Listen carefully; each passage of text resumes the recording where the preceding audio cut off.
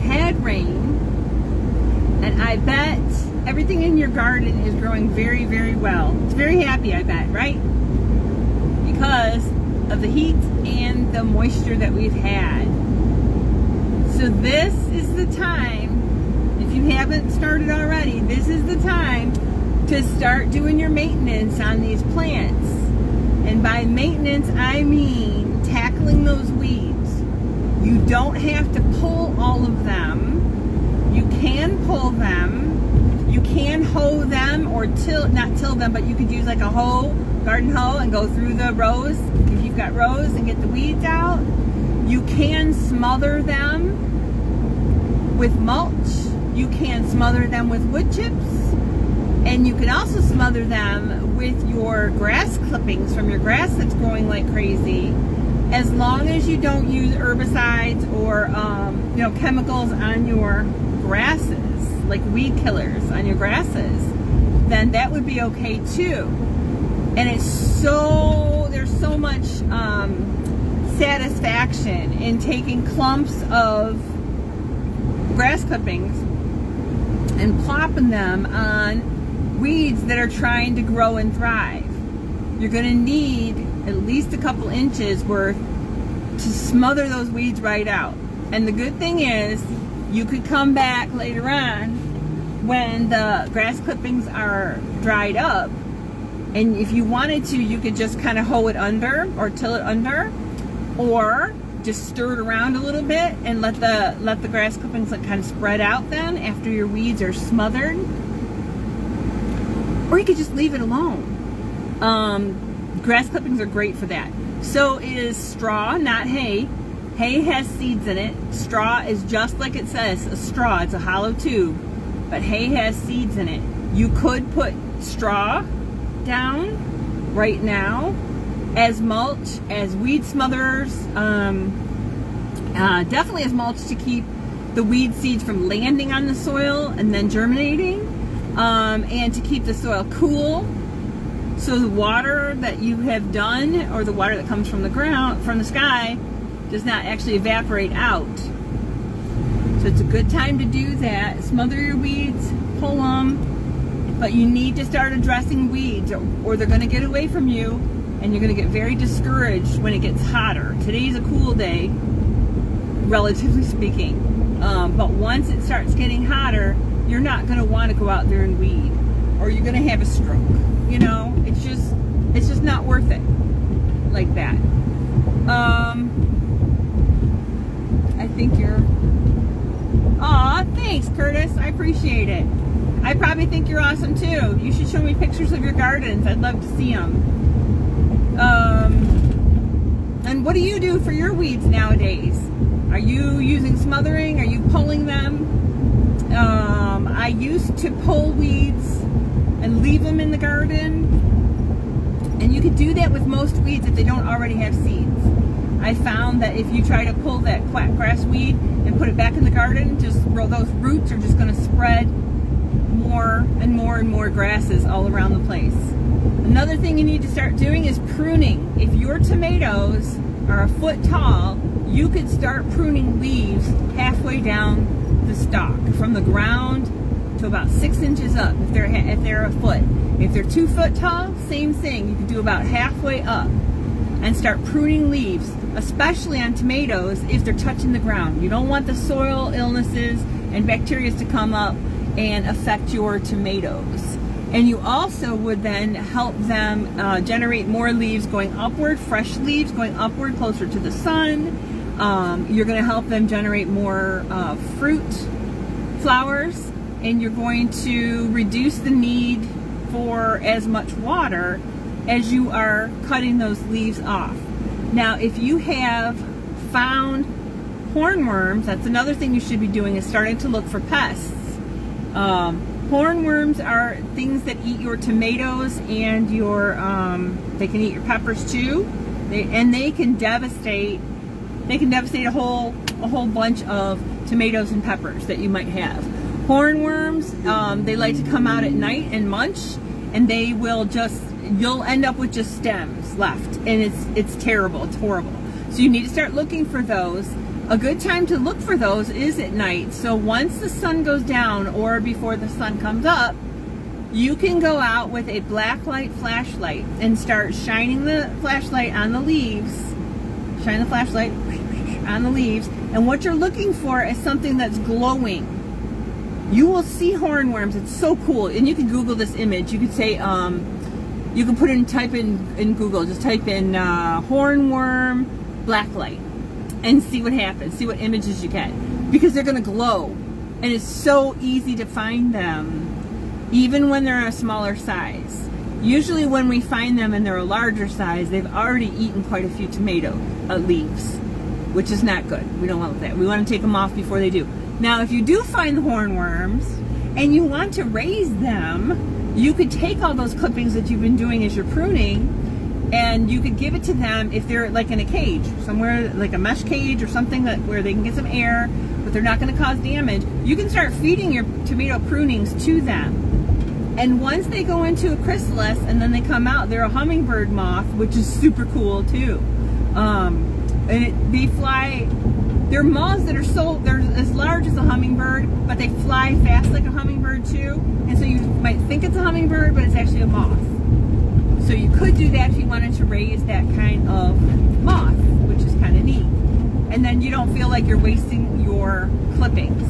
Now, one thing that happens with tomatoes is if a hornworm is starting to attack them, the leaves will actually send off a scent, and it will say, help, help, I'm in trouble. Some kind of hormone or pheromone or something comes out of them, and that attracts a wasp, a parasitic wasp. And this wasp comes by to the caterpillar and it lays its eggs on the caterpillar, like inside the tissues of the caterpillar. Now the caterpillar doesn't feel anything at the moment, but as soon as the eggs hatch, the parasitic wasps inside eat the caterpillar from the inside and they kill it off. So when you're looking for pests, if you look on your tomato or your pepper plants and you see a hornworm, and they're gross. You can Google that image. I'm not going to put this up right now because I'm driving, but you can Google that image of a hornworm. They're disgusting looking, and they feel like they can be as thick as your finger, and they feel like a pencil eraser, like rubbery kind of. And if you see a hornworm and it's got a bunch of white things on it that look like rice, that's good. You could leave that hornworm there and it's going to die, because all those little white things are the eggs from that wasp. This is a super cool thing. If you see that, you're like lucky. You're like blessed, because every one of those little white things are going to turn into those same kind of wasps, and they're going to go and they're going to take care of the other hornworms that might be around. So it's a natural pest solution. If you don't see those little white things on them, you can take the hornworm off and put it in soapy water. I've snipped them in half with scissors. They're not going to live. I can't touch them myself. I have to use like either gloves or use like a sandwich bag to take them off the plant and put them in soapy water. But again, if you see little rice kernels on your hornworms in your garden, that's good. And what you could do is you could even put that hornworm on a tomato. You have like an extra tomato plant, make that a sacrificial tomato, where you put it on that plant, and as it's eating that tomato plant that you're sacrificing, the little larvae are going to grow and they're going to kill off the hornworm for you. And then, like I said, the little parasitic wasps are going to go and take care of things for you. Okay, so you're going to take care of your weeds. You're going to watch for your pests. Any damage that you see that are leaves that are damaged, you're going to remove them. Take them right off at the stem. Cut them if you can. Snip them if you have scissors. But anything that's like brown or yellow, or it's got holes in it from bugs,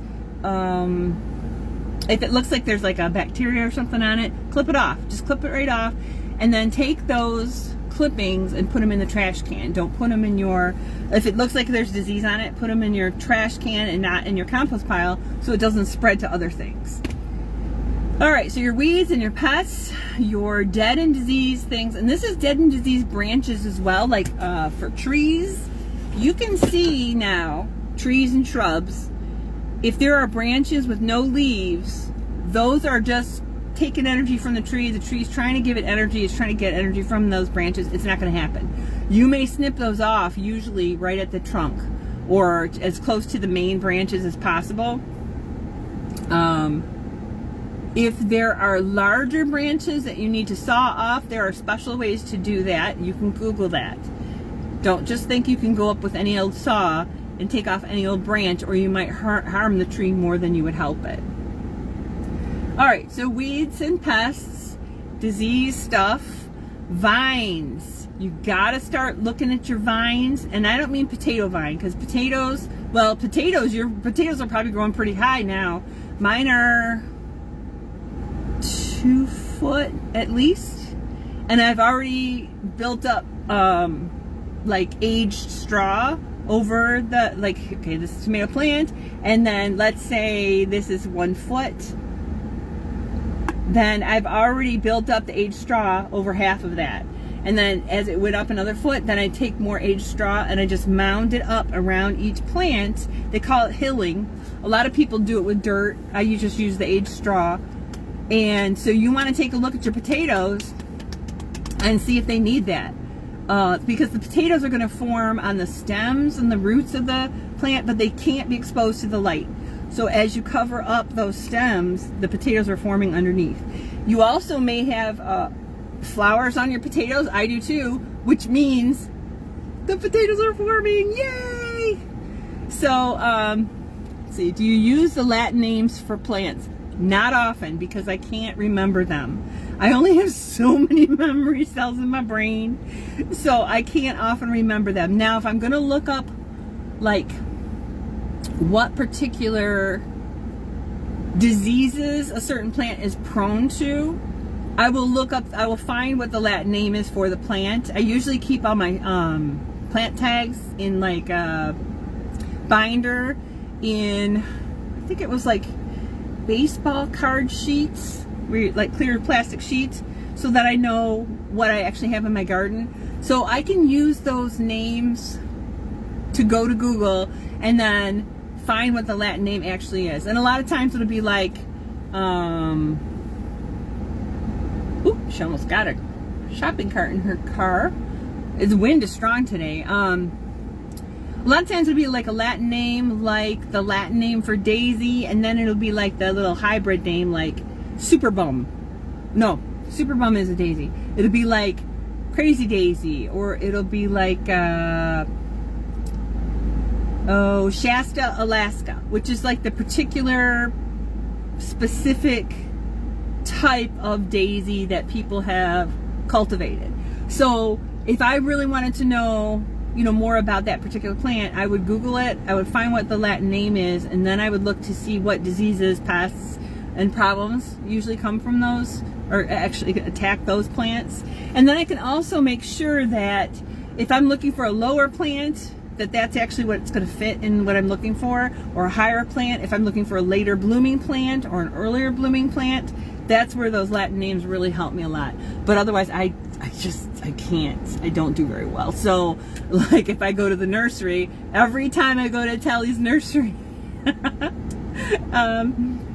I'll say, oh yeah, I'm looking for purple coneflower, and they're like, oh yeah, we've got Rudbeckia right over here, and I'm like, okay, I'm glad you know what the Latin name is. And it's kind of funny too, because I work in healthcare, so I know a lot of Latin names for medical terms, but when it comes to plants, I'd rather be out there like studying how they grow and looking to see, how I can do better with each plant. So no, I don't use the Latin names very much.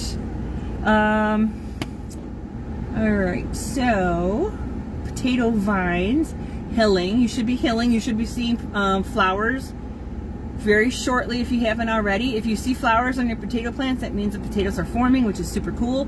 But don't pick the flowers, don't pick the stems, don't go harvesting until you see all those potato stems actually get yellow and like fall over. Then you know your potatoes are ready to go. And then that's exciting. That's kind of fun. That's like, they call it digging potatoes. Like when cats do that and they do this, that's what they're doing. They're digging potatoes. If you wanted to get smaller potatoes, you could probably start taking some of them out of the ground, because there's going to be like new potatoes. They're going to be small. But if you leave them in the ground until the stems die back, your potatoes will be larger and you may have more in the area. But vines. So vines have got to be trained. I took some photos this morning of some of my vines. And like I mentioned in a different video, I do like management by walking around, where I just, instead of making a beeline for the greenhouse, maybe I go around the outside of the yard. I didn't do the backyard walking around, but maybe I'll go on the outside of the yard. I'll go through my arches. I'll go past the strawberry patch. I'll go past the orchard. I'll go past the cutting garden on the outsides of my yard. And then I'll go to the greenhouse. And I'll just take a look and see what's going on. Just a quick glance. And if I see something I don't like, then I'll fix it. So my vines, I have them growing up a trellis, cattle panel arches, and Josh's arches. And so the trellis panels are, they have very large holes, which is good. On one side is the actual garden beds, and on the other side I put bird netting to keep the chickens and the dog and the cats out. So the vines that are growing through the trellis panel are trying to take their little tendrils and put them through the bird netting. I'm like, oh no, we don't play that way. So I remove them from there, and then I put them more at the trellis so they'll grab on where they belong, where I want them to be. So vines, you have to train your vines. There's a phrase in the Bible that says, train up a child in the way he should go, and when he's old he won't depart from that. And I keep trying to remember that about vines. If I train up a vine in the way it should go, when it's bigger, it won't depart from that. Not often. But you have to stay on top of those things, because especially with this warm weather, and if you start watering on a regular basis and weeding, those things grow so fast, and you don't want them to get out of control. You can control your vines. That even goes for pumpkins. Let's say you were a little limited on space for pumpkins. You can train them. You can gently move the vines where you want them to be. Now that doesn't mean they're not going to branch off, especially if you're going to move it and it snaps. You may have branches, but then you could even train the branches. So maybe they're only supposed to be along the edges of your yard, but now they're kind of trying to encroach on the whole thing. You can move them. It's okay to move them. Do it gently, go slow. You might water beforehand, you might water after. Before is better, because then the plant would have all that moisture in the tissues, it would be more flexible. But you can move the vines. You can train them. You can put them where you want them to be. Along with vines, you also probably need to be staking, if you haven't already, staking your tomatoes or your peppers, if they're tall varieties especially, or stringing them. And you can also string up squash, like summer squash. You can also, I've seen it strung up, I've seen zucchini strung up, and it looks kind of funny. It almost looks like a, like they took all the bottom leaves, because the zucchini kind of grows on a vine too. It's really thick. And so they took a wire, and not wire, but they took like string and wrapped it around and started training it to go up a string, which really isn't, you're not training the zucchini or the squash, you're making it go up there, but it takes up less space that way. And they're removing all the bottom leaves a little at a time. As the bottom leaves, because once the bottom leaves start getting really old, they fade out, and sometimes they have bugs or whatever, so you start cutting them off and taking them out of the garden, and so they have like trunks, and then toward the top is where the new leaves are, and then like I've seen it where the squash are sticking out. They look like little, I don't know, they're just like sticking out of the trunk. So you can be stringing, you can be staking, you can be bamboo posting, whatever it is that you need to do. Some people do Florida weave, which is where you put like posts in, and you've got a row of tomatoes, let's say, and then they take a string, they put a post and a post and a post, and they take a string and they kind of wind it through, and then they wind it around, and they enclose the tomatoes in like a kind of a narrow form. Like if I'm looking from the top, it's kind of narrow with the string, and so the tomatoes are going up, well, up through the strings, and as they get taller, so they start low with the wire or the string, and as they get taller, then they add another layer of string, and they do another layer of string. That's called the Florida weave. You can string them from T-posts, which we did a project last year for a client. That's on my YouTube channel. All right, so we're tackling our weeds, we're tackling our bugs, we're tackling dead stuff and getting it out of the garden if it's diseased. We are supporting our plants.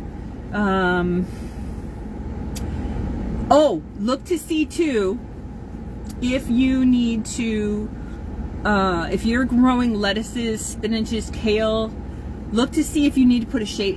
If you don't have any, if you don't have them growing in shade, if you don't have them shaded by tall plants, put a shade cloth over them. And your cold crops are going to last a lot longer. They're not going to bolt right away.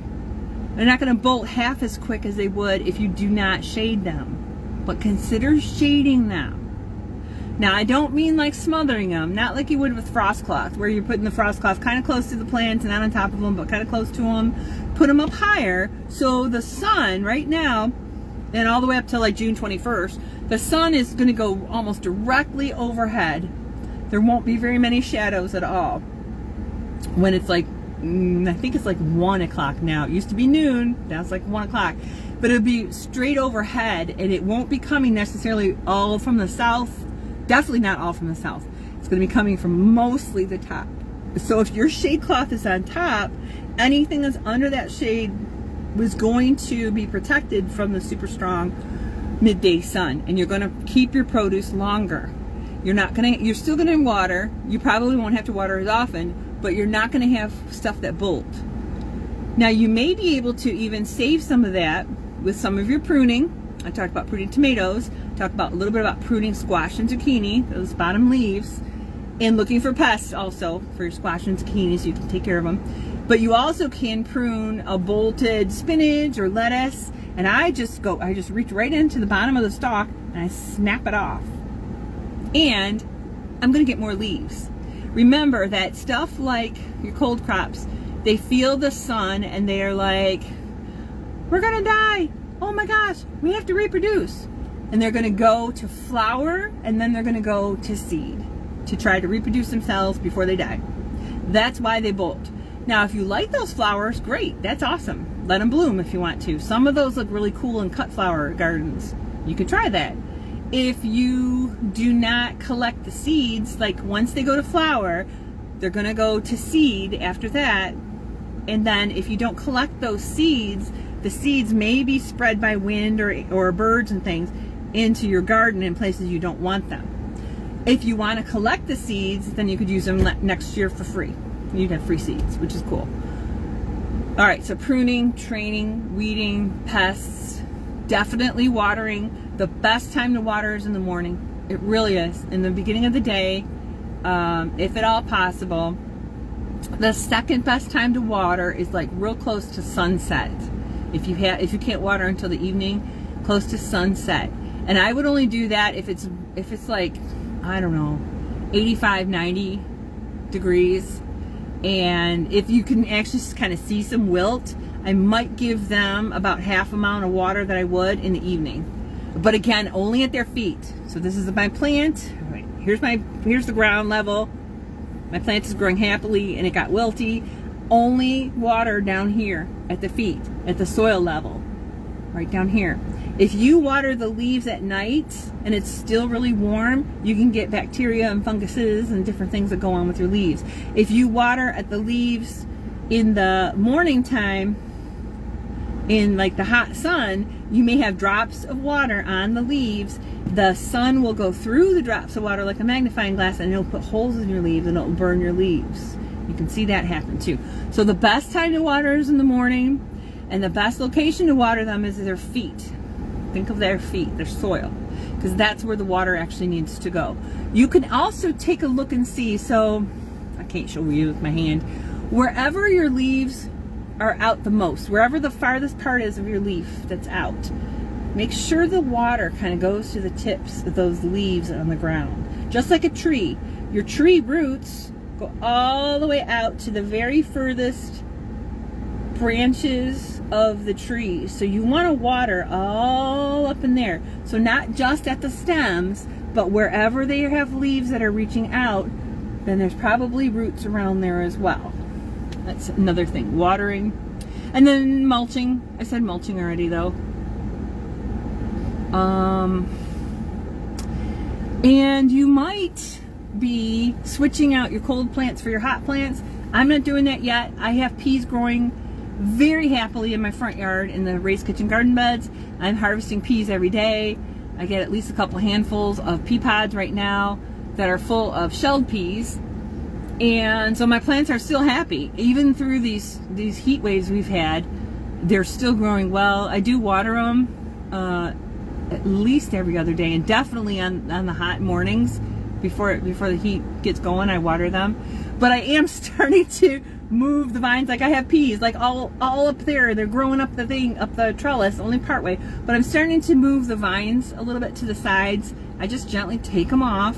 It's hard because there's those little tendrils, you know, but I'm trying to take them off and just kind of move them to the side because I have beans growing up in the middle, and I have cardinal flower growing up in the middle, and I'm going to put cucamelon up.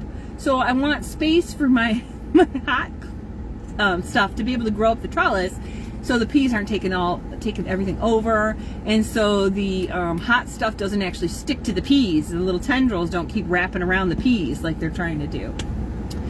So typically we have a cool season and then we have a warm season / hot season, but this isn't seeming to be the case this year or last year. So you may have the same thing where you have cool crops growing and hot crops growing at the same time. So you may have to just try and make some way from your cold crops, you know, in your cold crops. The other thing is you might be pulling them out. Maybe you're growing head lettuce or escarole or something like that. So every time you pull a plant out or you cut it from the ground, put new things there. Don't leave soil that's empty.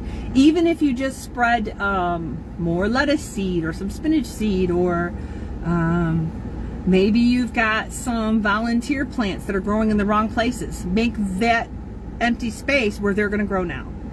Don't leave empty spaces. If you don't have anything to put in there, you don't have seeds to put in there, then take a handful of your grass clippings if they're good and put them in there, or straw. Don't leave empty soil. Never leave empty soil, because that's where the weeds are like, woohoo! We're going to live right here and we're going to grow. You made the soil perfect for us. We've got access to light, to heat, to water, to air, and fresh soil, and we're going to go to town. And you know they will. So definitely don't leave empty spaces as you're harvesting. That's the other thing. You're probably harvesting too. So like I mentioned, I'm harvesting my peas and I'm harvesting strawberries like crazy. There's tons of strawberries. And I'm concerned if I don't get to them soon enough that either the heat is going to melt them away or the critters are going to eat them. I also talking about pruning, pruned off all the little baby peaches off my peach tree. That the peach tree had thousands of peaches on it, and that was going to be too many. So I trimmed them down so there's only like 1, 2, 3, maybe 4 for each branch, and I'm discarding the rest of them into the compost pile. What else? This is a good time to be turning your compost. It's really hot outside. Turn it over so the heat starts going down inside the compost and helping it break down. If you've got any, I don't know. I don't want to go into compost. I don't know a lot about it yet, but those are some other things you could be doing. And, you know, a lot of the gardening that we do that ends up being successful is this tool right here. Using this tool right here. We make an observation, we ask a question, and then with Google, there's no reason why you can't find out information now. Or even Facebook groups or any other kind of specialty groups. There's no reason why we can't find out information now. It's available to everybody. So you see something going on, you ask a question. Like my garlic, the tips are starting to get dry, and I'm getting scapes, and I know that I can cut scapes off and I can cook them down in butter. I could put them in a stew. I could roast them when it's not cold, when it's not hot. different things like that. But if I didn't know, I'd be like, huh, I see something, I see this thing, and I'm not sure what it is. Let me take a picture. Let me ask a question. I don't know what this is. Do you know what this is? And ask for help. It's okay. Not everybody knows everything, and that's perfectly fine. Not everybody's into garlic. They may not know, but there are some people that really, really, really love garlic. And it's okay to ask questions. Find out the answer, and then act on it. And then, when somebody else has that same question, you can say, hey, I just asked about that last week, and I learned this, and I cut my scapes, and I chopped them up and made a chutney. I chopped them up, and I roasted them, and then I blended them up into a dip. You know, something like that. But if you're not out in your garden looking at least every other day, you're going to miss something. And then by the time you find it, it might be too late. Last year, a lot of us were hit really bad with the mildew on their squash. It was warm and it was wet for a long, long time. And the mildew is just like, it's like if you leave your clothes in, it smells like when you leave your clothes in the washing machine for too long, like maybe overnight, and you should have switched them. That's what mildew smells like on plants. And it looks kind of white, and the leaves start just, like they start melting. Well, that spreads because there's probably not a lot of air circulation. There's probably a wet area. If there's more squash and things in those areas, then they probably are doing the same thing. So it doesn't mean that it's a bacterial disease or anything like that. But if you don't notice it, you can't start taking the leaves off, or you can't mix up like milk and water and put a spray on it. You can't find a solution to it if the problem is already too far gone. The other thing that hits squash plants, anything that's a cucurbit family, squash, cucumber, melons, zucchini, which is a type of squash, anything like that, pumpkins, that's going to be the squash bugs. And those are disgusting too. And they lay eggs underneath the leaves. And there are ways that you can remove the eggs, or you could just chop the leaf off and throw it away. I like to chop the leaves off and give them to my chickens. And then when those little squash bugs hatch, oh my gosh, they're crazy looking. They're like they're little black bugs, and they look like little I don't know. I'm kind of into the futurism kind of stuff, but they look like little robot bugs. And they're just, and the way they scatter around and stuff, they're creepy looking. Take a look at that. Google that sometime. Baby squash bugs. Oh, they're so gross. But baby squash bugs grow into big squash bugs, which then lay more eggs, which then eat your leaves, which then can spread. Another one that happens a lot in that family is the vine borer, which actually will dig into the vines of the plants, into the very thick vines of the plants, and like usually toward at the ground level, the soil level, and they will work their way up, and your plant will start dying off, and you won't know why. So you're going to look under the leaves, maybe for squash bugs. You can usually see squash bugs. They look a lot like stink bugs. They're not the same thing, but they look like stink bugs. You can squish them. They're not going to stink. Or it could be the vine borer. And there are methods of getting rid of both of those, but you want to get on those early, again, so you don't have too many of them, and then you basically have to rip your plant out. And again, when you rip your plant out, what do? Replant something. Cover the soil. Don't let that soil go empty, so that weeds will grow. All right, what else? Pests, bugs, pruning. And then don't forget to just sit and enjoy the sights and sounds sometimes. I am one, I can go for about 45 minutes at a time, and then I usually rest.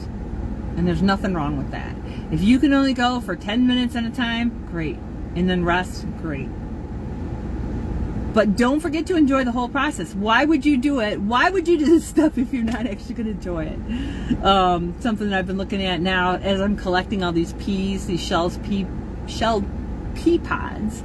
I am putting them in a storage bag until I get a bunch of them.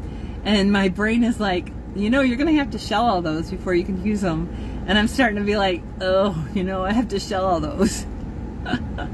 before I use them. Now, I have been enjoying, I don't know, 5 or 6 pea pods full of peas for a snack every day. Delicious, super sweet. Oh my gosh, if you've never eaten raw peas right from the shell, it's amazing. Right from the pod, oh my gosh, they're like candy. I hear you're not supposed to eat too many of them because they have something in them that can make you feel sick. I haven't felt sick so far. I just felt joy. So you can try those. So I do have all those pea pods, and what I'm going to do probably is my husband and I, especially in the summertime, we don't cook a whole lot like in the oven and stuff, like, so we can't do like pot pies, or we wouldn't have like like comfort meals. We wouldn't have like turkey and mashed potatoes and peas, you know, that you would traditionally have. You can throw your peas in a salad. I'm probably going to take all those that I shell in the next, probably on Sunday, I'll shell them up. And I'm probably going to put them in the dehydrator. And they dehydrate real well, and they rehydrate real well. And I can just keep them in jars until I'm ready to use them. Throw them in stews, throw them in casseroles. Or actually, before I put them in like a salad, a pasta salad or something, or tuna salad, you hydrate them. And they're super, super tasty. But peas, I can get them in the spring, and eventually they're going to die off. A lot of times, once your pea pods, like your pea vines, are yellow, you can go ahead and snip them off at the bottom, toss them, put them in the compost pile. Snip them off at the bottom, put them in the compost pile, replant something where they were. Or you're letting something else grow where they were. Or again, you're going to mulch. You're not going to leave that empty space. And you can plant the peas again in the fall, which is cool. Like probably probably like mid-August, and the seeds are going to germinate really well in mid-August when it's warm, and as long as you're watering it. And by the time it gets cool, those vines are growing up, and you may have peas again in, let's see, August, September, maybe the end of September, which is delicious. Curtis says, did not know that about potato flowers. Danke. You are welcome. You're definitely welcome. The potato flowers are beautiful. I mean, and I'll go around with my camera and I'll just take pictures of all these food flowers. And they're gorgeous. They're just gorgeous. I don't know. Whoever created plants in nature kind of knew what they were doing, and it's just fantastic. So those are some things that you could be doing right now. Maintenance, as far as maintenance goes. Maintenance is important. Don't let it get away from you. It doesn't have to take forever. You don't have to do it in terrible heat. For example, I knew that watering on the hot days, these last couple hot days that we had so bad, it was during my work week, and I usually log on by 6 o'clock in the morning. So I'm up by sometimes 4:45, usually at least by 5. So I knew it was gonna take me longer to water, and I knew I wanted to water when it's cool and before the sun was trying to kill me. So I went out in the dark. I don't care. I know where things are. And I do have a lot of solar lights up and stuff too, so I know where things are. And I watered and I watered and I watered and I watered and I watered just to make sure everything had what they needed before the sun came up. The other good thing about doing this kind of thing in the dark is before dawn and before dusk is, I don't know why, but the mosquitoes don't seem to bother me much in the dark. So just kind of think around things. Make sure that whatever you're doing is something that you're comfortable with. Let's see, I picked up plants yesterday at one of the nurseries. Today I'm at another nursery getting composted manure for a job for tomorrow. And just walking around getting the plants yesterday, it was really, really, really hot. But I knew that when I came home, I have a bunch of those icy things, the long popsicle things in the little plastic that we used to eat as kids in all different colors. I knew I had one of those waiting for me when I got home, and it was delicious because I was so hot. And make it fun for yourself, make it enjoyable. For example, I don't know, just an idea of making it enjoyable. I love hummingbirds. I can't get I can't get enough hummingbirds. I can never have too many hummingbirds. I know for sure there's 2 that come to the feeder in the front, but I also know there's quite a few that come to the backyard. And on my trellises, I have cardinal vine, which have like tubular, like trumpet-shaped red flowers. And I have scarlet runner bean, which is also red, that kind of attracts them. And then I am growing a lot of zinnias around and cut flowers around.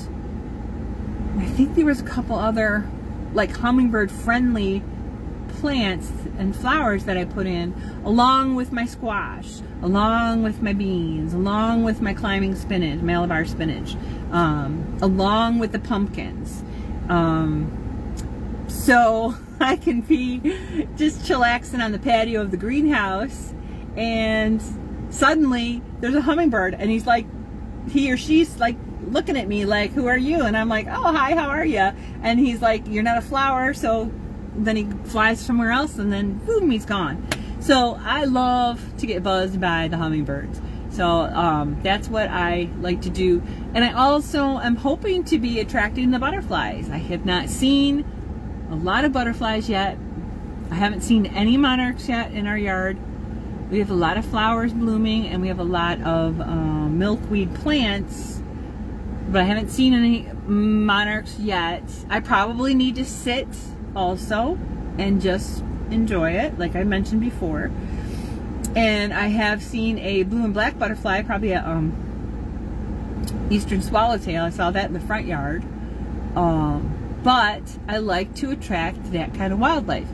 When you have multiple things growing, multiple types of things growing, you're going to have multiple things coming into your yard, and it's naturally going to take care of the problems that you may have. So if you're growing only vegetables and there's no flowering plants around, you may not have as much pollination success, because you want to attract the pollinators in. That's the bees, that's the wasps, that's the hoverflies, that's the hummingbirds, whatever's going to have that pollen, and they're going to go from one flower to another, to another, to another. That's a pollinator. Moths, and there's nighttime moths as well. So even if you don't see them during the day, they may be going on at night. They say bats are pollinators as well. So when you have vegetables, have some flowers planted around there too. Right now is a great time to pick up sales at greenhouses. Greenhouses usually close up midsummer because it's so hot. It doesn't make sense for them to stay open, for their plant selection to die from the heat. They're too costly to keep all those plants going. So pick them up now, throw them in the ground. They're going to grow really, really, really well if you haven't done that already. Now, if you are growing just flowers right now, consider picking up some like tomato starts or pepper starts. If you've never done this before, try it. Try it. Find a spot in your garden, put a tomato plant in, and let the pollinators come and pollinate everything. Although tomatoes don't typically need pollination. Oh, that's the other thing you can do. When you're walking around, right now I have tomato flowers and I have pepper flowers. When you're walking around, tap your plants, especially where the flowers are. Tap them. When you tap your tomato plants, the pollen inside pollinates themselves. The same with the pepper plants. They're going to pollinate themselves. But usually wind is enough to do it. But if you're not sure, just go ahead and give them a little tap. Tap, tap, tap, tap. But try something different. It's not too late to get plants. It's not too late to get flowers. It's not too late to get vegetable starts. Depends on where you go. Some places don't have a whole lot of selection anymore. But there are some that still do. And like I said, you're not gonna regret. If you're only a flower gardener, you're not gonna regret starting to grow your own food, just a little bit, even just a little. If you are just a vegetable grower, you're not gonna regret starting to grow some flowers. They all work hand in hand, and it keeps your pests down. They talk about companion planting all the time, where they say if you have vegetables, then you grow marigolds, nasturtiums, mainly. If you're into herbals, you're going to grow like calendula, which is a flower. You may grow basil. Basil's an herb. You can grow that with your tomatoes, and like they all kind of work hand in hand. So don't be afraid to try something different. All right, I came out. I told myself, because I didn't want to leave the house today. I was comfortable. I took a nap. I was comfortable, and it's Friday, so now I'm done with work, and I didn't want to leave the house. But I have to get 2 bags of the composted manure, and then head back and do a check off for my list for the job we're going to do tomorrow in Ann Arbor, which is going to be so exciting. That's going to be a pollinator garden. We're putting in several butterfly weeds, several swamp milkweed, several Joe Pye weed, several goldenrod and asters. Now the milkweed and the butterfly weed, those are host plants for monarchs. Host plants for monarchs. That's what they lay their eggs on. They can get some pollen from there, or nectar from those plants, when the flowers are actually blooming. When the flowers are just buds, they can't get any nectar from it, but they will come and lay eggs on those plants, on butterfly weed and swamp milkweed. Those are good for home gardeners. Home gardeners who have limited space should never, ever, if you have limited space, never, ever, ever, ever get that common milkweed that's got the really big leaves, because it spreads like crazy. I mean, if you have 3 this year, you may have 12 the next year. If it only took up this much space this year, it's going to take up this much space next year, and then it's going to take up this much space the year after that. And they're very, very tenacious. If you have a space you're trying to fill, that's fine. If you have lots of room, those are fine, common milkweed. Otherwise, home gardeners should not buy common milkweed or get it from other friends, even though they're a host plant for monarchs. The other bad thing about the common milkweed is that as they age, like through the season, in the late summer, the leaves start getting really leathery and they get really yellow.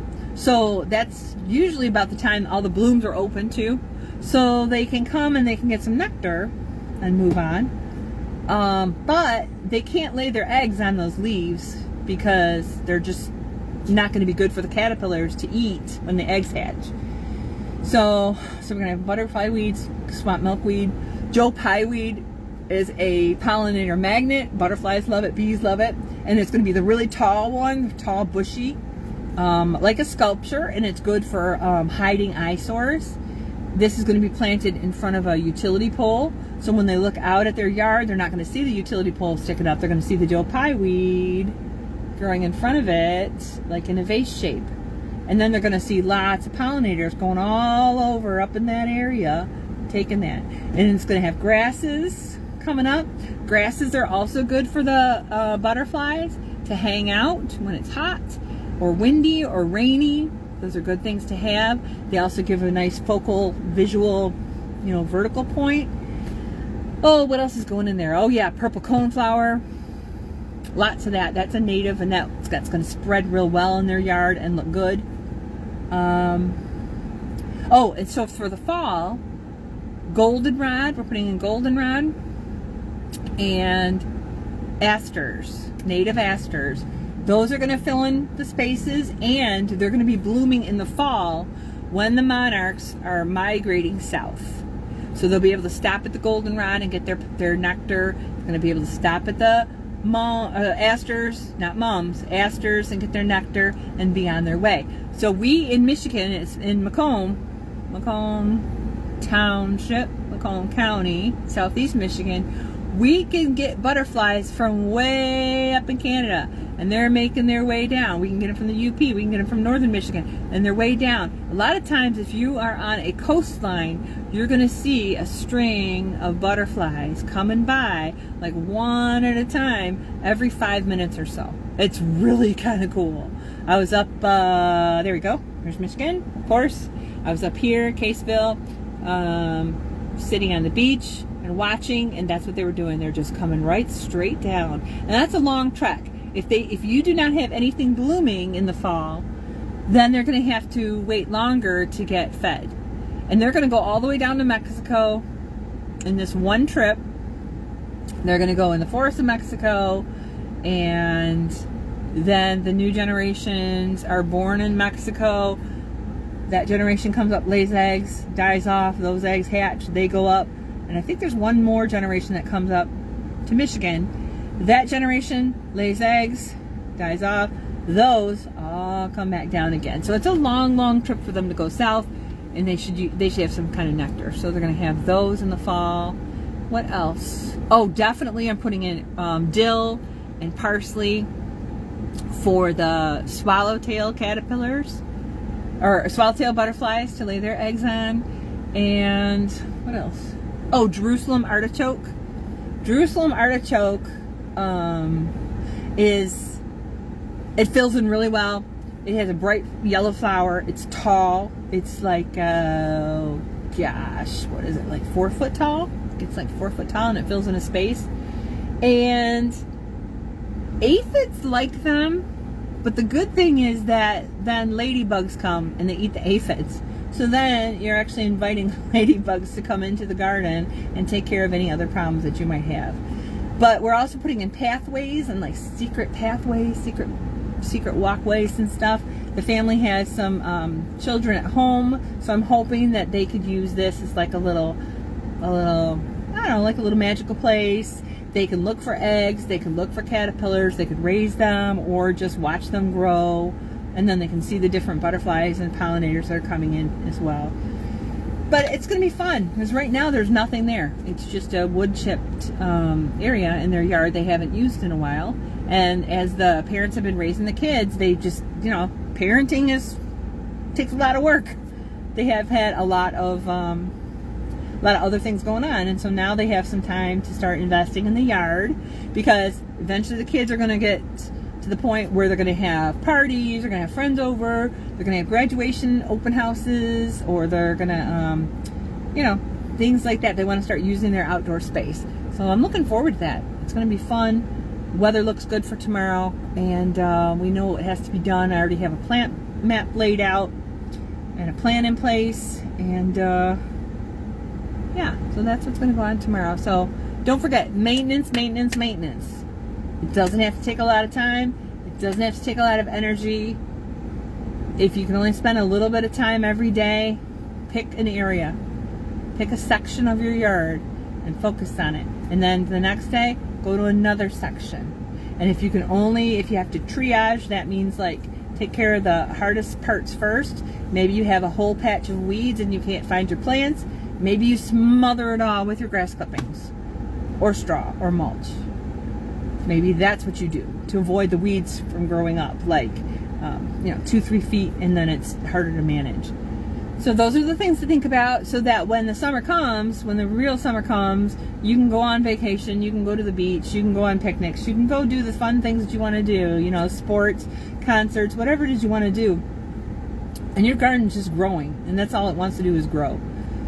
All right, that's it for today. It is Friday. Woohoo!